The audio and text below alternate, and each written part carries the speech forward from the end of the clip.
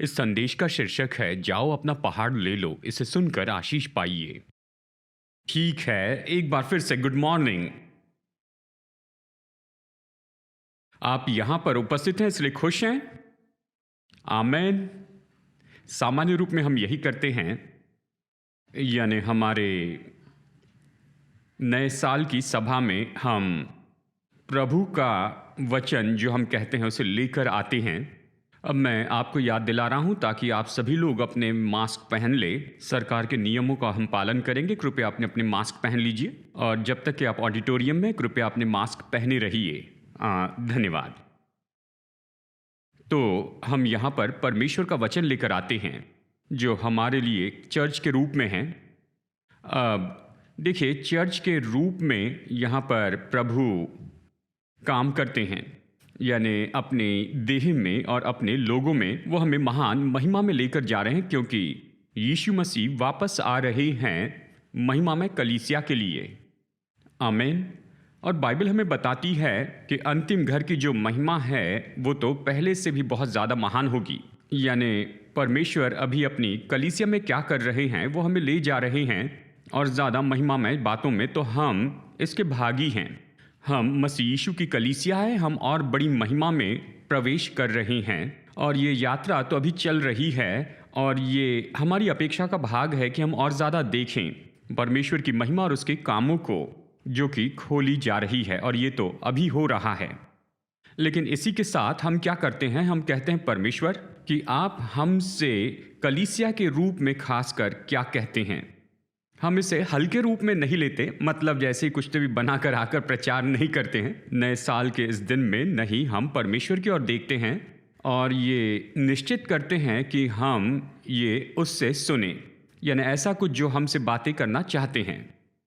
और जैसे हम करते आए हैं, हर नए साल में परमेश्वर के वचन लेकर आते हैं। हम इस बात पर जोर देते हैं कि परमेश्वर ने हमारे लिए केवल ये एकमात्र संदेश नहीं रखा, ये तो एक वचन है, ऐसा कुछ जो आपसे और मुझसे कहना चाहते हैं। यानी इस पूरे साल के लिए ऐसा कुछ जिसमें वो हमें लेकर जाए, हमें फोकस दे, हमारा मार्गदर्शन करे। लेकिन हम सब समझते हैं कि हम पूरी बाइबल के अनुसार जीते हैं। आमीन। हम पूरी बाइबल पढ़ते हैं और हम पूरे वचन के अनुसार ही जीवन जीते हैं। जब भी परमेश्वर का वचन बताता हूं तो मुझे हर समय ये बात बतानी है कि आप जान ले कि ये एकमात्र संदेश नहीं है, ये तो एक वचन है जो परमेश्वर हमसे कह रहे हैं कलीसिया के रूप में। और आपके लिए, अगर आप मसीह के इस देह के अंग मानते हैं या आप यहाँ पर आए हैं कि परमेश्वर से कुछ सुने, तो ये निश्चय ही आपके लिए है। अब परमेश्वर कैसे बातें करते हैं, देखिए, ऐसा नहीं कि बादल पर कुछ लिख कर देते हैं या फिर स्वर्गदूत प्रकट होता है। नहीं, वो अपनी पवित्र आत्मा द्वारा बोलते हैं, वो आत्मा की भीतरी गवाही के द्वारा बोलते हैं। तो ये बहुत ही सरल तरीका है। पर हम जानते हैं जब परमेश्वर बोलते हैं, यीशु ने कहा मेरी भेड़ मेरी आवाज़ सुनती है। तो आप अपनी चरवाही की आवाज़ जानते हैं। तो अब देखिए, मैं इस बात पर जोर देना चाहता हूँ कि हम ऐसा कुछ लेकर आ रहे हैं, हमें विश्वास है कि परमेश्वर चाहते हैं कि हम इसे सुने, और इसी के साथ साथ सब कुछ बिल्कुल सही दृष्टिकोण में रखना है। और ये एकमात्र वचन नहीं है जो वो हमसे कह रहे हैं। तो सन 2022 के लिए मैंने प्रभु की ओर देखकर कहा, प्रभु कलीसिया के रूप में आप हमसे क्या कहते हैं सन 2022। और देखिए, मैं यही तो चाहता हूं कि परमेश्वर हमसे क्या कहना चाहते हैं। तो चलिए इस वचन को पढ़ते हैं। मैं चाहता हूं कि आप इसे समझ ले और फिर हम इस वचन के विवरण को देखेंगे।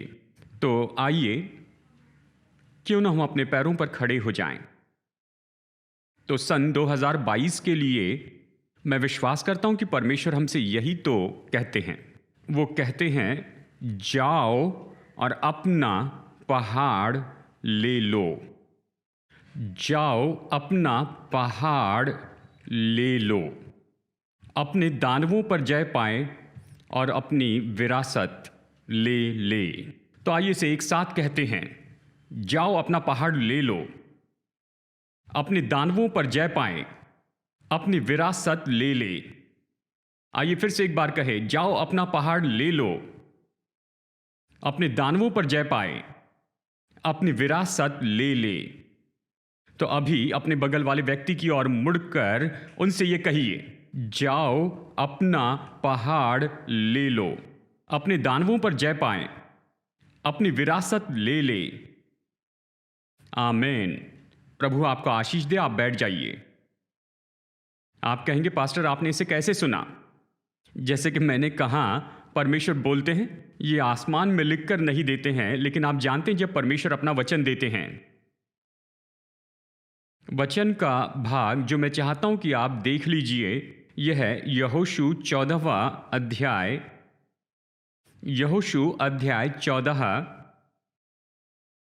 और हम यहां पर पढ़ेंगे वचन 6 से 15 तक। यहोशू अध्याय 14 वचन 6 से 15 तक। तो कृपया अपनी बाइबल में आप मेरे साथ इसे पढ़िए और फिर हम इसे समझाएंगे कि परमेश्वर का वचन क्या है और हम इसे कैसे करें, परमेश्वर क्या बोलते हैं, इसका क्या अर्थ है और हम इसे कैसे करें।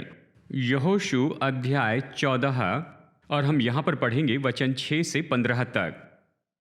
तब यहूदी यहोशू के पास गिलगाल में आए और कंजी यूपन्ने के पुत्र कालेब ने उससे कहा, तू जानता होगा कि यहोवा ने कादेश बरने में परमेश्वर के जन मूसा से मेरे और तेरे विषय में क्या कहा था। जब यहोवा के दास मूसा ने मुझे इस देश का भेद लेने के लिए कादेश बरने से भेजा था, तब मैं 40 वर्ष का था और मैं सच्चे मन से उसके पास संदेश ले आया। और मेरे साथी जो मेरे साथ गए थे, उन्होंने तो प्रजा के लोगों का मन निराश कर दिया, परंतु मैंने अपने परमेश्वर यहोवा की पूरी रीति से बात मानी। तब उस दिन मूसा ने शपथ खाकर मुझसे कहा, तूने पूरी रीति से मेरे परमेश्वर यहोवा की बातों का अनुकरण किया है, इस कारण निस्संदेह जिस भूमि पर तू अपने पांव धराया वो सदा के लिए तेरा और तेरे वंश का भाग होगी। और अब देख, जब यहोवा ने मूसा से ये वचन कहा था, तब से 45 वर्ष हो चुके हैं जिनमें इस्राएली जंगल में घूमते फिरते रहे। उनमें यहोवा ने अपने कहने के अनुसार मुझे जीवित रखा है और अब मैं 85 वर्ष का हूँ। जितना बल मूसा के भेजने के दिन मुझ में था, उतना बल अभी तक मुझ में है। युद्ध करने या भीतर बाहर आने जाने के लिए जितनी उस समय मुझ में सामर्थ थी, उतनी ही अब भी मुझ में सामर्थ है। इसलिए अब वो पहाड़ी मुझे दे जिसकी चर्चा यहोवा ने उस दिन की थी। तूने तो उस दिन सुना होगा कि उसमें अनाकवंशी रहते हैं और बड़े बड़े गढ़ वाले नगर भी हैं, परंतु क्या जाने संभव है कि यहोवा मेरे संग रहे और उसके कहने के अनुसार मैं उन्हें उनके देश से निकाल दूं। तब यहोशू ने उसको आशीर्वाद दिया और हेब्रोन को यूपन्ने के पुत्र कालेब का भाग कर दिया। इस तरह ये कहता है। इस कारण हेब्रोन कंजी यूपन्ने के पुत्र कालेब का भाग आज तक बना है, क्योंकि वो इस्राएल के परमेश्वर यहोवा का पूरी रीति से अनुगामी था। पहले हेब्रोन का नाम किरियत अरबा था और अरबा अनाकियों में सबसे बड़ा पुरुष था और उस देश को लड़ाई से शांति मिली। चलिए इसकी पृष्ठभूमि आपको बताता हूँ। शायद हम में से कुछ लोग ऐसी ऐतिहासिक बातों से बहुत ही परिचित होंगे और शायद हम में से कुछ लोग नए होंगे। तो चलिए जल्दी से मैं आपको इसके बारे में बताऊं कि इन सब के पीछे कहानी क्या थी। और आप जानते हैं, जैसे मूसा ने परमेश्वर के लोगों को, इस्राएलियों को मिस्र से निकाला और वो कनान की ओर जा रहे थे, प्रतिज्ञा के देश में। देखिए वो आए, देखिए ये उनकी यात्रा का भाग था। वो यरदन नदी के पूर्व भाग में आए और उन्हें यही करना था कि बस उसे पार करें और वो उस देश को ले लेंगे जो परमेश्वर ने कहा था ये तुम्हारा है। हम गिनती अध्याय 14 में इसके बारे में पढ़ते हैं। उस समय परमेश्वर ने कहा, मूसा, मैं चाहता हूँ तुम 12 गोत्र में से एक एक अगवे को तुम चुन लो। तो ऐसे 12 अगवे थे और उनसे कहना कि उस देश का भेद लेकर आए, यानी वो उस देश को देखकर वापस आए और देश के बारे में सबको बता दें। तो मूसा ने इन 12 अगुओं को चुन लिया और उनमें से थे यहोशू और उनमें एक और था कालेब और दूसरे 10 लोग थे। तो वो उसके पार गए और उन्होंने उस देश का भेद लिया और उस देश को जानते हुए 40 दिन बिताए। और मूसा ने उनसे कहा था, जाओ देखो उनके नगर कैसे हैं और वो देश कैसा है, उसके फल और उसके उपज को देखो और उनमें से कुछ उपज लेकर आना। तो वो 40 दिन तक उस देश का भेद लेते रहे, वापस आए और वो अपने साथ उस देश के कुछ फल लेकर आए। और जानते हैं उन्होंने कहा, ये देश तो सच में ऐसा देश है जैसे परमेश्वर ने कहा, ऐसा देश जहाँ दूध और मधु की धाराएं बहती, मतलब ये बहुत ही अच्छा देश है, ये तो बहुत ही उत्तम देश है। लेकिन उनमें से 10 लोगों ने कहा कि देखो, उस देश में दानव हैं और उनके शहर तो गढ़ वाले हैं और ये लोग तो बहुत बड़े हैं और हम तो उनकी दृष्टि में टिड्डियों के जैसे हैं। 10 लोगों ने ये कहा। लेकिन उनमें से 2 लोग, यहोशू और कालेब, ने कहा, हाँ, जैसे परमेश्वर ने कहा उस देश में दूध और मधु की धाराएं बहती हैं, हाँ, और शहर गढ़ वाले हैं और बड़े हैं, हाँ, वहां पर दानव हैं, परंतु परमेश्वर हमारे साथ है, तो चलो जाकर उस देश को ले लेते हैं। दूसरे शब्दों में उन्होंने कहा, परमेश्वर ने कहा यह हमारा है, अवश्य वहां दानव हैं, चलो जाकर उसे लेते हैं, समस्या क्या है? लेकिन जैसे अक्सर होता है, उस केस में मेजॉरिटी की रिपोर्ट जीत गई। लोगों ने इन 10 भेदियों पर भरोसा किया और यहोशू और कालेब की बात को उन्होंने नहीं माना और इसलिए ये लोग जंगल में भटकते रहें अगले 39 यानी लगभग 40 साल तक। परमेश्वर ने कहा ये सब लोग जिन्होंने विश्वास नहीं किया, ये वो देश ले सकते हैं क्योंकि मैं इनके साथ हूँ, ये लोग तो इस जंगल में मर जाएंगे। तो जानते हैं 40 साल बीत गए और यहोशू और कालेब तो उस भीड़ में थे, इसलिए नहीं कि वो जाकर लेना नहीं चाहते थे, पर उन्हें वहां पर राह देखनी थी आत्मा में। तो देखिए, अब यहोशू अध्याय 14 में ये लगभग 40 साल के बाद में हुआ, जब यहोशू अगवा बना और मूसा मर गया था। वो सारी पीढ़ी जिन्होंने विश्वास नहीं किया वो मर गए और अब वो उस देश में आ गए थे। और कालेब ने यहां कहा, जानते हो, जब मैं पहली बार आया था मैंने इस पहाड़ पर अपने पैर धरे। उस पहाड़ का नाम था किर्यत अर्बा, मतलब ये तो दानवों का नगर है। किर्यत अर्बा दानवों का शहर, अर्बा तो एक दानव था। देखिए, ये दानवों का नगर था, मैंने वहां पैर धरे। मैं जानता हूं वहां पर दानव हैं, लेकिन कालेब ने कहा ये पहाड़ मुझे दे दे, मुझे चाहिए, मुझे चाहिए, मुझे दे दे। उसने कहा मैं इसे ले लूंगा। उसने कहा मुझे ये पहाड़ दे दे। और यहोशू ने कहा पहाड़ तुम्हारा है, तुम ले लो, जाओ ले लो। मैंने कहा यही परमेश्वर का वचन है, जाओ अपना पहाड़ ले लो, जाओ अपना पहाड़ ले लो।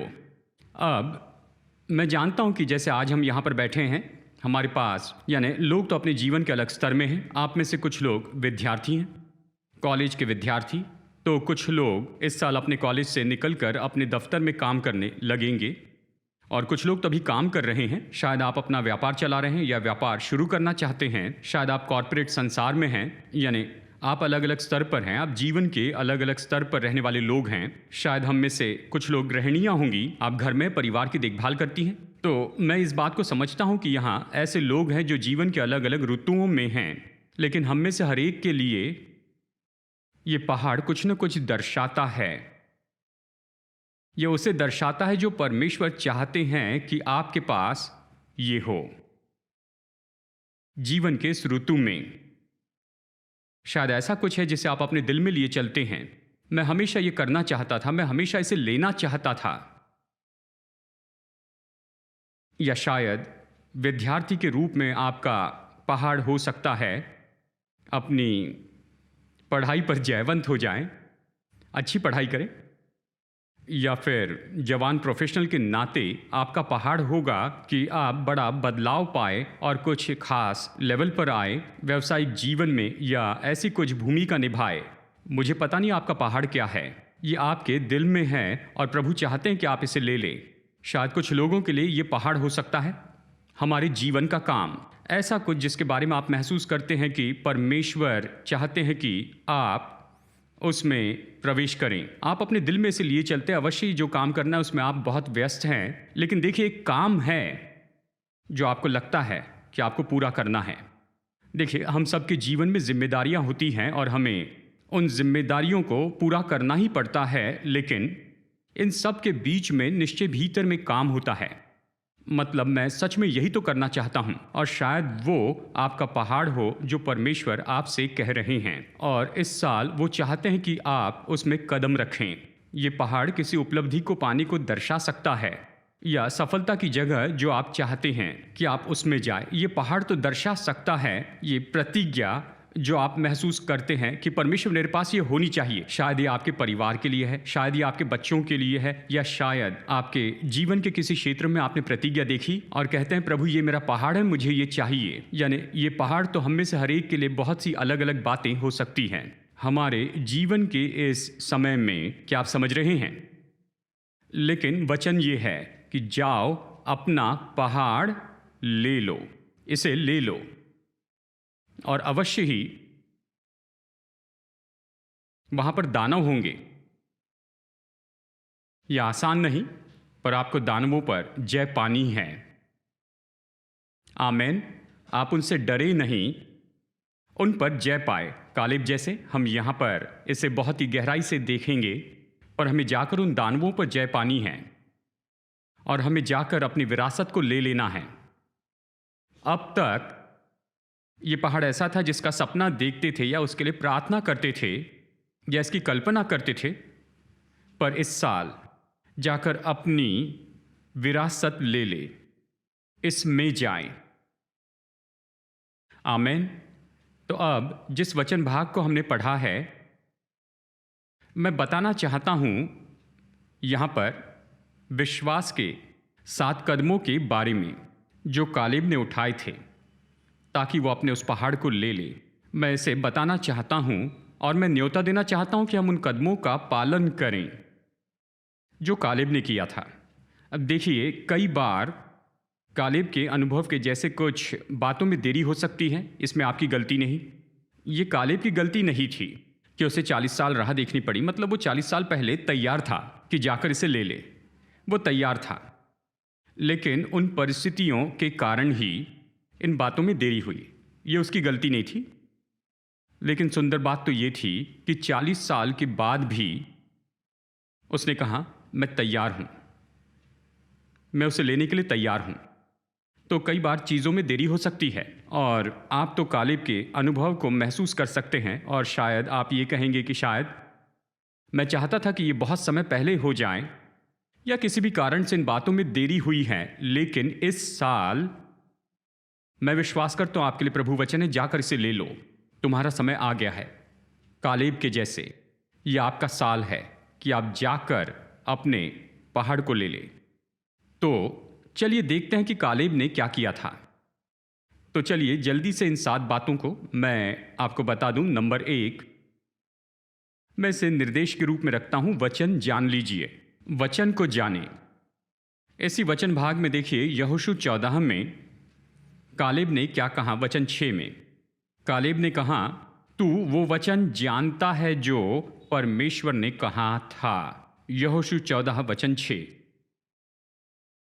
कालेब 40 साल बाद भी इसे नहीं भूला कि परमेश्वर ने क्या कहा था। तू वो वचन जानता है जो परमेश्वर ने कहा था। और फिर आप इसे पाते हैं वचन 12 में, वो इसे फिर से कहता है, परमेश्वर के कहने के अनुसार मैं उन्हें उस देश से निकाल दूं। तो आपको क्या लगता है कि कालेब ने अपना पूरा मिशन किस पर आधारित रखा? जो परमेश्वर ने कहा था। परमेश्वर ने ये कहा है, परमेश्वर ने कहा है। तो ये हम सब के लिए है कि हम अपने पहाड़ को ले ले। आप अपने पहाड़ को ले ले, प्रभु का वचन जानिए, प्रभु ने क्या कहा जानिए आपसे, उसने क्या प्रतिज्ञा की है उस पहाड़ के बारे में।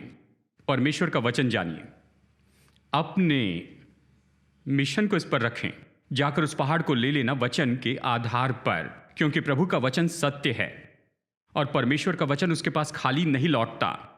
आकाश और पृथ्वी टल जाएगी पर उसका वचन कभी नहीं टलेगा। और स्वर्ग का परमेश्वर अपने वचन को देखता है कि उसे पूरा करें। मतलब अगर आप परमेश्वर के वचन को जानते हैं तो आप मजबूत जमीन पर हैं। आप ऐसी जगह पर हैं जहां पर कोई आपको हरा नहीं सकता। और इसलिए यहोशू से कहा, तुम वो वचन जानते हो जो प्रभु ने कहा। कल्पना कीजिए 40 साल तक उसे थामे रहा। परमेश्वर ने कहा, परमेश्वर ने कहा, परमेश्वर ने कहा, परमेश्वर ने कहा। यहोशू 25 साल हो गए, कुछ नहीं हुआ, नहीं परमेश्वर ने कहा। यहोशू 35 साल हो गए, कुछ नहीं हुआ, नहीं परमेश्वर ने कहा। यहोशू 40 साल हो गए, कुछ नहीं हुआ, नहीं परमेश्वर ने कहा। आप जानते उस वचन को जो परमेश्वर ने कहा। उसने इतना भरोसा रखा कि जो परमेश्वर ने कहा वो पूरा होगा। जानते हैं, सुलेमान पहला राजा 8:56 में उसने कहा, उसकी सारी अच्छी प्रतिज्ञाओं का एक शब्द भी असफल नहीं हुआ। एक शब्द भी असफल नहीं हुआ उसकी अच्छी प्रतिज्ञाओं में से। तो परमेश्वर का वचन जानिए, अपने मिशन को स्थापित कीजिए वचन पर। नंबर 2 ये वो है जो कालेब ने किया, उसने अपना विश्वास कहा। यहोशू 14 के वचन 7 में हम देखते हैं, वो कहता है, मैं सच्चे मन से उसके पास संदेश ले आया, यानी सच्चे मन से। वो कहता है कि जो भी मेरे हृदय में था मैंने कहा। मैंने दानवों को देखा, मैंने बड़े नगरों को देखा, पर मेरे हृदय ने कहा परमेश्वर हमारी मदद करेंगे। उसने अपना विश्वास कहा। उसने ये नहीं कहा कि दानव कितने बड़े हैं। वो दानवों से प्रभावित नहीं हुआ और वो उन गढ़ वालों नगरों से प्रभावित नहीं हुआ। उसने विश्वास किया और विश्वास से कहा। तो नंबर 2, अपना विश्वास कहिए। शायद आप दानवों का सामना कर रहे हैं, उनसे प्रभावित मत होइए, क्योंकि आपका परमेश्वर उन दानवों से बहुत बढ़कर है। आप शायद असंभव परिस्थिति का सामना कर रहे हैं, उनसे प्रभावित मत होइए, क्योंकि स्वर्ग के परमेश्वर उन सब से बहुत बड़े हैं। अपना विश्वास कहना सीख लीजिए, और यीशु ने हमें यह सिखाया है। अब मैं ये नहीं कह रहा कि हम इनकार करने में रहें। मैं ये नहीं कह रहा कि ये मत कहना कि वहां दानव है, ये मत कहना गढ़ वाले नगर नहीं है। देखिए, परिस्थिति ऐसी थी, पर मेरे परमेश्वर महान हैं। आमीन। और यीशु ने हमें यह सिखाया, उसने कहा, अगर तुम में विश्वास है तो तुम इस पहाड़ से कहोगे कि उखड़ जा और समुद्र में जा पड़, और मन में संदेह न करें तो जो कहा वो हो जाएगा। उसने हमें यह सिखाया, इस तरह विश्वास में काम करते हैं अपने मुंह के शब्दों के द्वारा। कालेब ने कहा, जो मेरे हृदय में था वो मैंने कह दिया। मैं जो विश्वास करता था प्रभु मेरे लिए करेंगे, वो कह दिया हमारे लिए। तो नंबर 2, जैसे अपने मिशन के लिए आप तैयार होते हैं कि जाकर अपने पहाड़ को ले ले, जो भी पहाड़ होगा, जैसे आप मिशन के लिए तैयार होते हैं कि दानवों पर जय पाएं और अपनी विरासत को ले ले, पहले परमेश्वर का वचन जानिए। उसने क्या प्रतिज्ञा की? नंबर 2, अपना विश्वास कहिए। इसे कहिए कि मैं इस पहाड़ को ले लेने वाला हूं, मैं अपने दानवों पर जय पाऊंगा। इसे कहिए। अपने हृदय में जो विश्वास करते हैं कहिए, परमेश्वर करेंगे। तीसरी बात हम देखते हैं, कालेब ने यहां पर यह बात सुनी थी। वचन 8 में उसने कहा, और मेरे साथी जो मेरे साथ गए थे, उन्होंने तो प्रजा के लोगों का मन निराश कर दिया। दूसरे शब्दों में, जो भी आसपास थे उन्होंने अविश्वास कहा और लोगों को निराश कर दिया। पर कालेब ने क्या किया?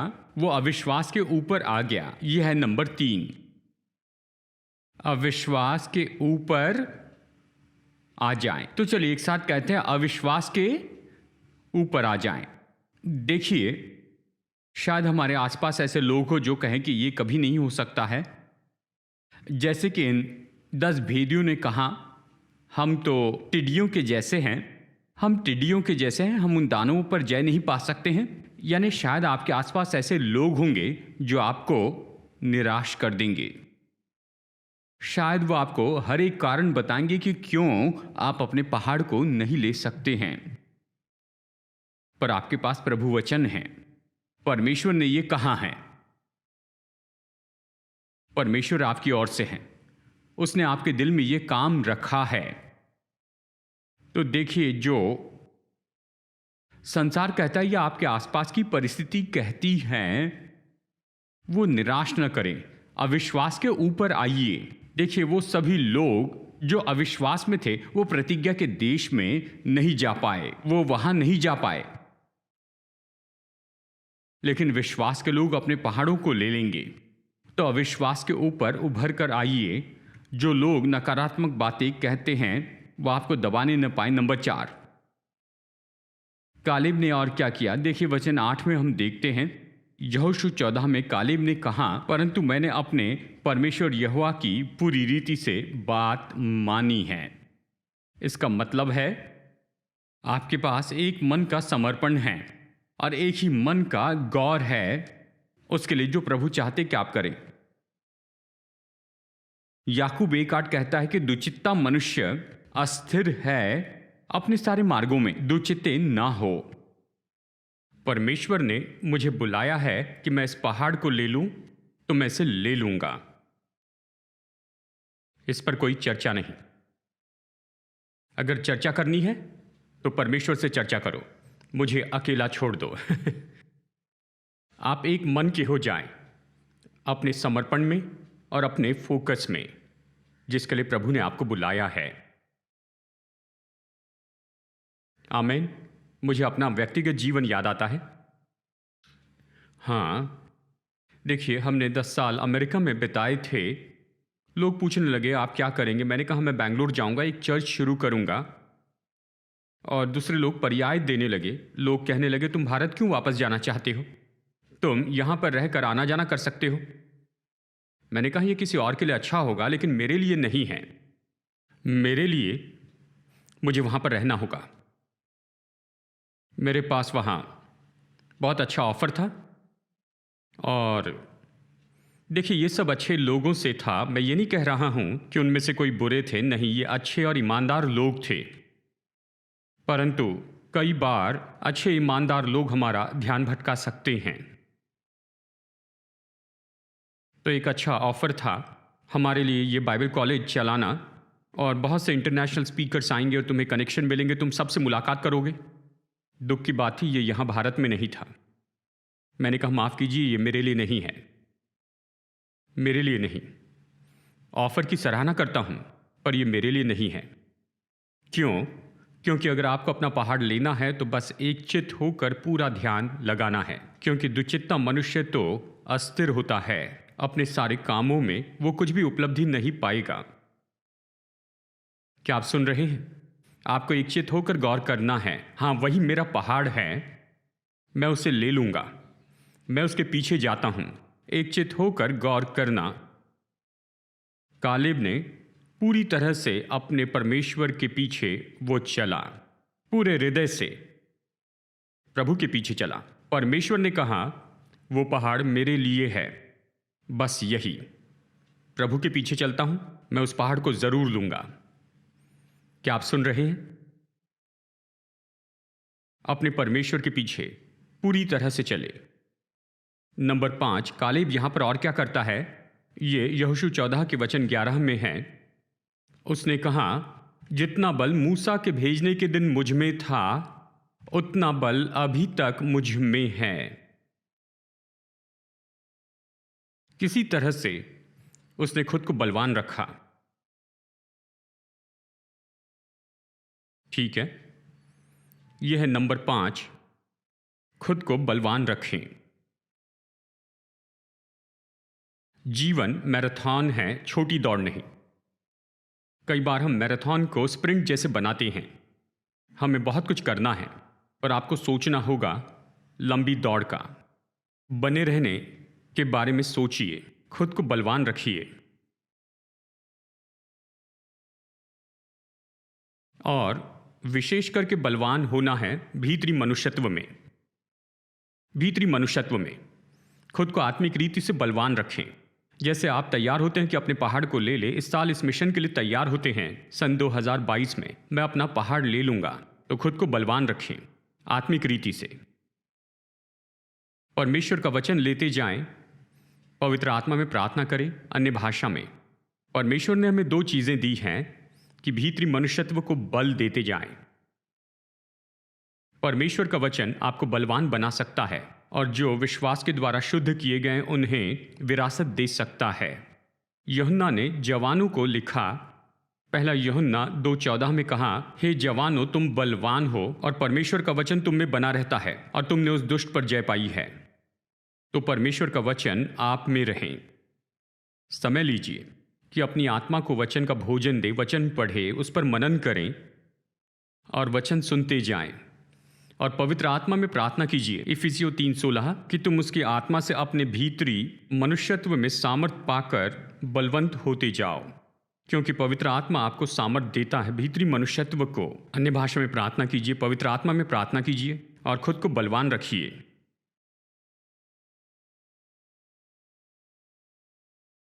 कई बार हम में बड़ा उत्साह होता है, बड़ा जोश होता है, ये बस कुछ समय के लिए बने रहता है, बस गिरते हुए तारे जैसे।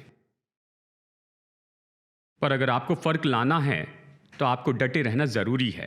समय बीतने पर भी आपको बल बनाए रखना है। कालेब ने यही तो किया। उसने कहा, मैं आज भी उतना ही बलवान हूं जितना तब था।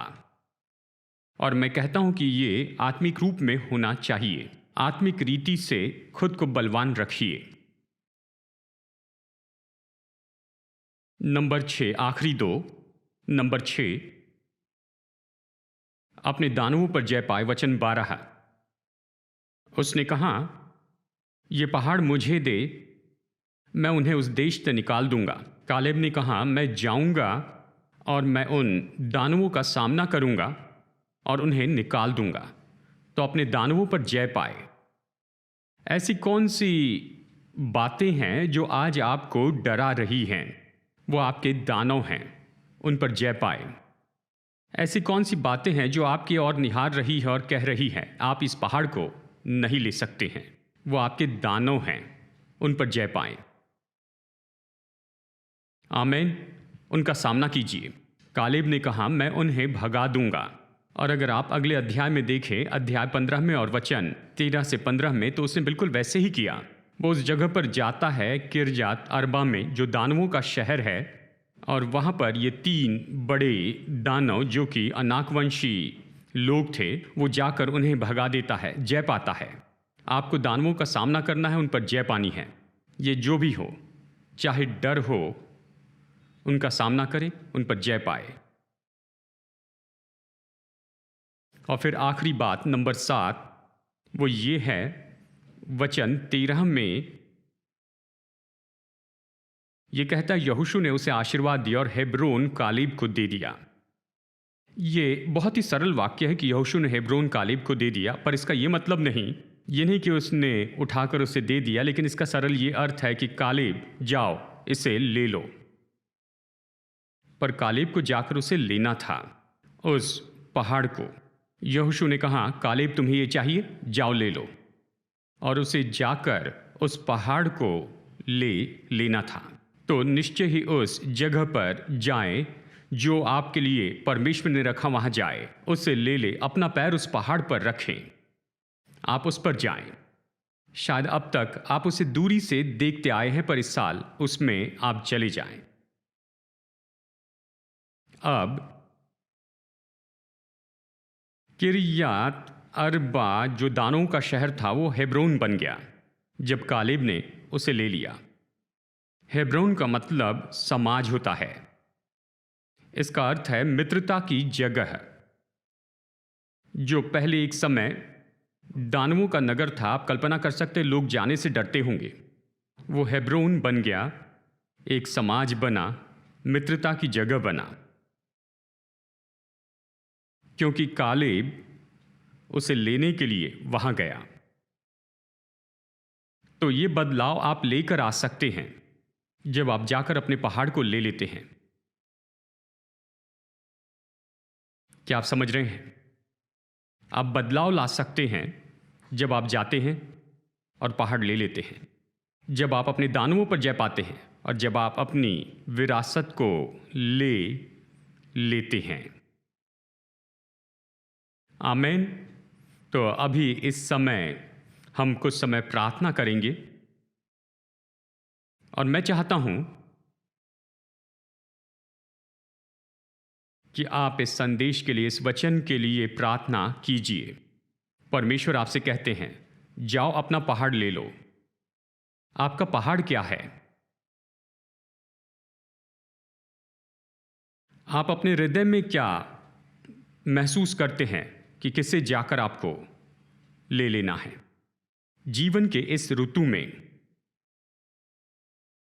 यह हम में से हर एक के लिए अलग है, पर 2022 में अपना पहाड़ ले ले, अपने दानवों पर जय पाए, अपनी विरासत को ले ले। हमने कालेब का उदाहरण देखा, तो जल्दी से विश्वास के ये 7 कदम आपको जल्दी बताऊं। परमेश्वर का वचन जानिए। जानिए परमेश्वर ने वचन में क्या प्रतिज्ञा की है, क्योंकि वो वचन कभी नहीं टलेगा। अपना विश्वास कहिए। जो विश्वास करते हैं वो बोलिए। अपने दानों और समस्याओं के बारे में मत कहिए, वो तो हैं, पर जो विश्वास करते हैं वो बोलिए।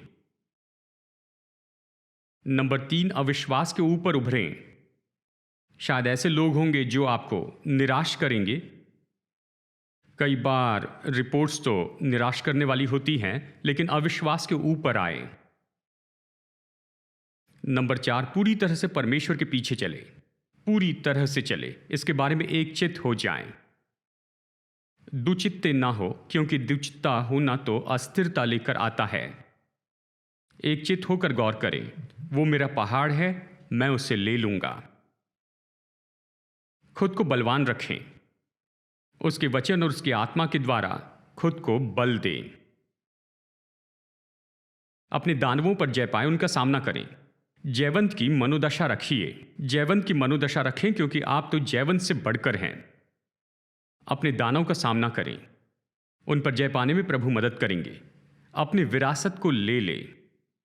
कालेब वहां पर गया, उस दानवों के नगर को लिया और उसे हेब्रोन में बदल दिया, यानी समाज की जगह, मित्रता की जगह। परमेश्वर ऐसा करना चाहते हैं, पर चाहते कि आप वहां हो। वो चाहते हैं कि आप जाकर उस पहाड़ को ले। आमेन। तो आइए हम सब लोग खड़े हो जाएं। मैं आज हमारे लिए यहां प्रार्थना करना चाहता हूं। मैं अपने लिए कुछ बातों के लिए प्रार्थना कर रहा हूं।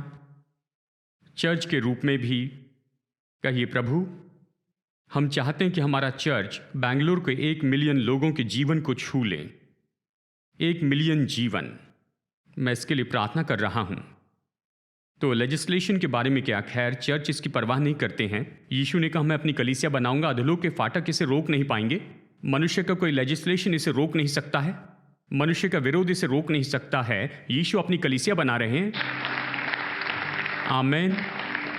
तो चाहे जो भी नियम बना लें, कलीसिया तो बढ़ती चली जाएगी। इसलिए प्रभु बेंगलुरु की 1 मिलियन आत्माएं चाहिए। भारत में हजारों कलीसियाएं चाहिए, और पूरे संसार में सैकड़ों कलीसियाएं। यही मेरा पहाड़ है। इसके लिए प्रभु पर विश्वास करता हूं। प्रार्थना कीजिए, प्रभु को खोजिए। कहिए, प्रभु मैं इसे होते देखना चाहता हूं। न तो ये शक्ति से न बल से होगा, उसकी आत्मा के द्वारा होगा। आमेन। कल्पना कीजिए कि हमारे शहर में 10 लाख लोगों की हम सेवा कर पाएंगे। मनुष्य ऐसा करने से हमें रोक नहीं सकता। मनुष्य पवित्र आत्मा को रोक नहीं सकता। आमेन। कल्पना कीजिए कि ऐसी हजारों आत्मा से भरे, वचन से भरी कलीसियाएं हमारे देश में होंगी। कोई इसे रोक नहीं सकता है। इसे कोई रोक नहीं सकता। कल्पना कीजिए पूरे संसार में कलीसियाएं होंगी। प्रभु का धन्यवाद कि हम पूरे संसार के लोगों को ट्रेन कर रहे हैं। ये तो अद्भुत है। लोग जुड़ते हैं, ट्रेनिंग प्राप्त करते हैं।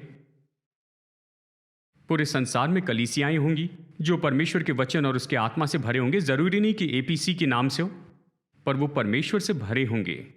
बस यही चाहिए। आमेन। वही मेरा पहाड़ है। मैं इसके लिए प्रभु पर विश्वास करता हूं। आप किस लिए प्रभु पर विश्वास करते हैं? न तो शक्ति से न तो बल से होगा, पर उसकी आत्मा द्वारा होगा। आमेन। तो अभी कुछ समय लीजिए। कहिए, प्रभु एक चित्त करके गौर करता हूं और मैं अपना पहाड़ ले लूंगा। चाहे वो जो भी हो, जीवन के इस ऋतु में मैं चाहता हूं प्रार्थना कीजिए, प्रभु ये मेरा पहाड़ है, मुझे ये पहाड़ दे, मुझे ये पहाड़ दे।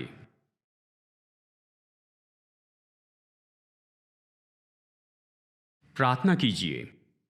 पिता परमेश्वर, जैसे कि आज सुबह हम यहां पर खड़े हैं और जो लोग हमें ऑनलाइन देख रहे हैं,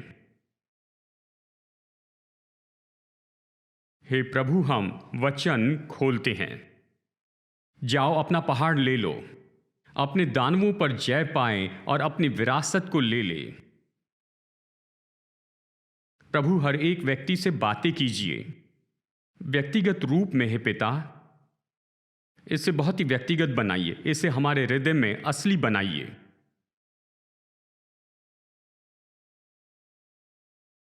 हम में से हर एक को सामर्थ दीजिए अपनी आत्मा के द्वारा कि जाकर ले ले उस पहाड़ को या उन पहाड़ों को जो आपने हमारे जीवन के लिए रखे हैं।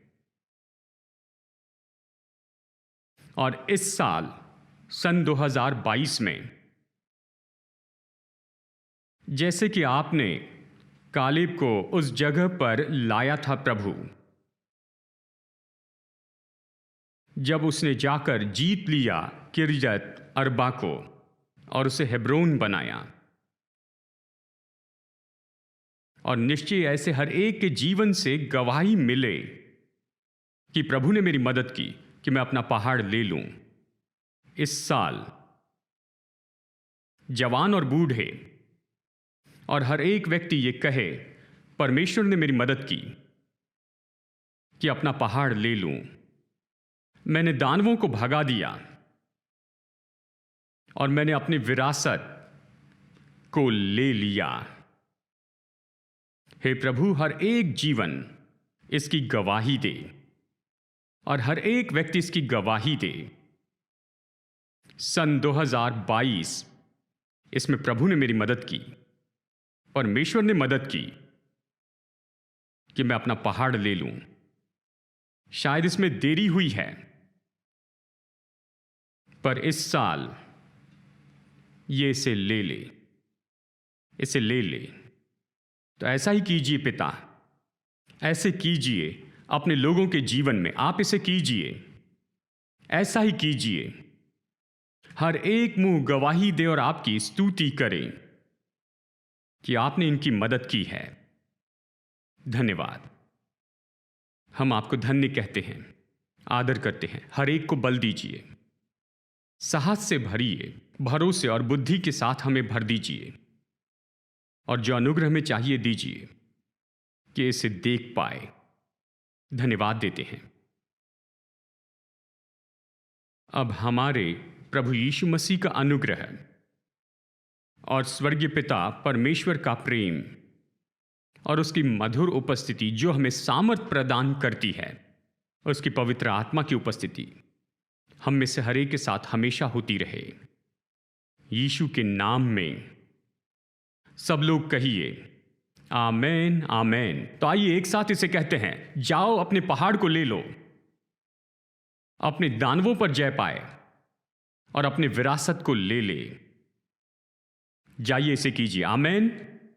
संदेश सुनने के लिए धन्यवाद। भरोसा करते हैं कि संदेश आपके लिए आशीष रहा। मुफ्त के स्रोत पाने के लिए, जिनमें है सरमन नोट्स और पब्लिकेशन, पाने के लिए विजिट करें apcwo.org पर। बैंगलोर के एपीसी बाइबल कॉलेज की जानकारी पाने के लिए विजिट कीजिए apcbiblecollege.org पर। याद रखिए, all peoples church Bangalore app download कीजिए ऐप या गूगल प्ले स्टोर से।